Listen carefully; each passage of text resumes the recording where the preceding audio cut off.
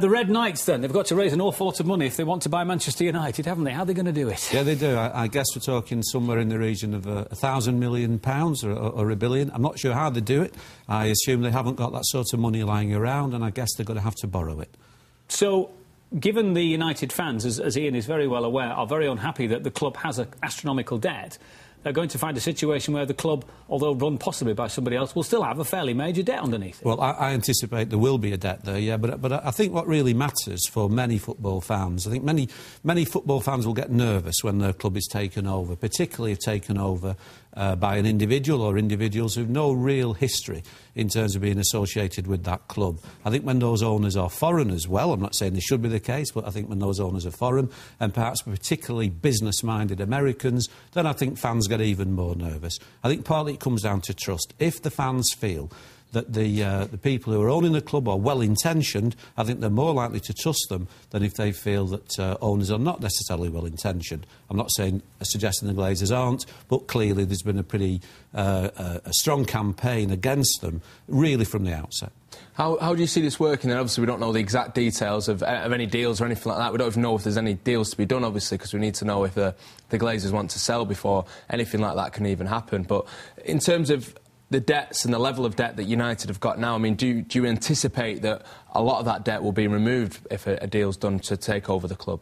Well, obviously it would depend on the precise detail of the arrangement between any potential buyers and the parent company, Red Football.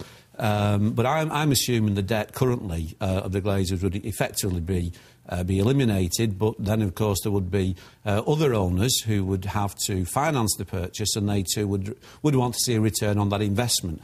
That return might not be as great as possibly the current owners expect to see, but clearly they're not. This won't be a charitable gesture; it will be a business. Yeah, Red fans or not, the guys who are running it, whether they're United fans or not, they're still very successful businessmen who know a good opportunity when they see one. Don't yeah, they? Certainly, and I've no doubt, given the potential and the brand of Manchester United, they will see this as potentially a very good opportunity. And of course, right now, with interest rates being what they are, it's not a bad time to borrow money, even hundreds of millions of pounds. They've just announced today as well, turnover's up 19% up to December in the 6 months there. So obviously that strengthens the case for the Glazers in terms of, you know, the financial results looking a little bit brighter, perhaps. Yeah, exactly. And I think the Glazers themselves, clearly, you know, tremendous business acumen in many respects, I've no doubt. And when they took over the club, they did that at the full expectation that this would be a very, very good purchase for them.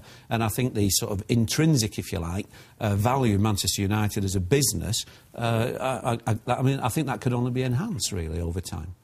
Do you think that, I don't know how in-depth your knowledge is of the football and the world, but do you think there should be some kind of test for full and right and proper purpose for people who own businesses? There's been lots of talk, Portsmouth and others, about people coming in and just buying a club and not necessarily knowing who they are, what their credentials are, where the money has come from. Do we need any more regulation in that area, do you think? I mean, personally, as a football fan, yes, I do. I don't believe that football is a conventional business. I think there are aspects of football that are unique to it. And I think that demands that there's a certain regulatory framework around football clubs, because the absolute centrality of them in many, many communities that doesn't apply to any other business. There is, of course, a fit and proper person's test, but clearly it isn't good enough. And in many respects, it seems it's applied retrospectively. And I think many fans right now will be, worried, not least Premier League fans, about the financial condition of their club, because the Premier League, for all the hype, there are major debts involved. OK, well, it's something that we will discuss at length as the situation progresses. Professor, thanks very much indeed for your time. Thank you. You're welcome.